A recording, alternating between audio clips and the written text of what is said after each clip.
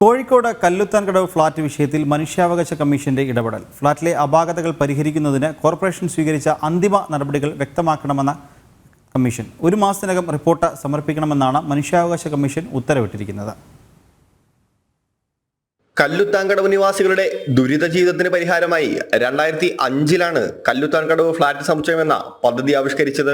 2019-ൽ നിർമ്മാണം പൂർത്തിയാക്കി ഗുണഭോക്താക്കൾക്ക് ഫ്ളാറ്റുകൾ കൈമാറുകയും ചെയ്തു.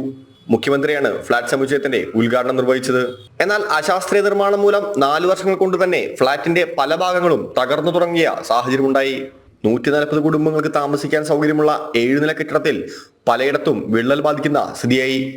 മഴ പെയ്താൽ ചോർന്നു നിൽക്കുന്ന സാഹചര്യം താമസക്കാരെ അക്ഷരാർത്ഥത്തിൽ ദുരിതത്തിലാക്കി.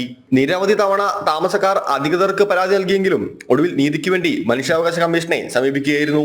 സന്തോഷത്തോടനുബന്ധിച്ചിട്ട് നമുക്ക് ഈ പ്രവൃത്തി, അതായത് മുന്നോട്ട് നീങ്ങാമെന്ന് പറഞ്ഞ പ്രവൃത്തികൾ വീണ്ടും അത് തടസ്സപ്പെട്ട നിലയിലാണ് കാണുന്നത്. ഇവിടെ ഭരണകർത്താക്കന്മാർ വന്നിട്ടുണ്ടെങ്കിൽ നമ്മളടുത്ത് ചെറിയൊരു സമാധാന വാക്ക് വരെ പറഞ്ഞിട്ട് നമ്മൾ ആശ്വസിപ്പിക്കാനോ അല്ലെങ്കിൽ നിങ്ങൾക്ക് ഇങ്ങനെ സംഭവം ഉള്ളത് നമ്മൾ മാറ്റിത്തരാം എന്ന് പറയാനോ ഇതുവരെ കൊണ്ട് പറ്റുന്നില്ല. അത് എന്താണ് കാരണം? അത് മനുഷ്യാവകാശ കമ്മീഷനിൽ ഒന്ന് അന്വേഷണം നടത്തി, കോർപ്പറേഷനിലായിട്ട് ഒന്ന് അന്വേഷണം നടത്തി അതിന് വേണ്ട നടപടികൾ സ്വീകരിക്കുക. എന്നിട്ട് ഞങ്ങൾക്ക് ഇത് തൽക്കാലത്തേക്ക് നമ്മളിപ്പോൾ നിൽക്കാം, കുറച്ചും കൂടി കഴിയുമ്പോൾ ഇത് ചിലപ്പോൾ നമുക്ക് ഇല്ലാണ്ടാകാനുള്ള ചാൻസാണ് ഇപ്പോൾ വന്നുകൊണ്ടിരിക്കുന്നത്. വലിയ അപകടങ്ങൾ ഉണ്ടാവുന്നതിന് മുൻപ് കെട്ടിടത്തിന്റെ അറ്റകുറ്റപ്പണികൾ നടത്തി പ്രശ്നം പൂർണ്ണമായും പരിഹരിക്കണമെന്നാണ് താമസക്കാരുടെ ആവശ്യം. ജനം, കോഴിക്കോട്.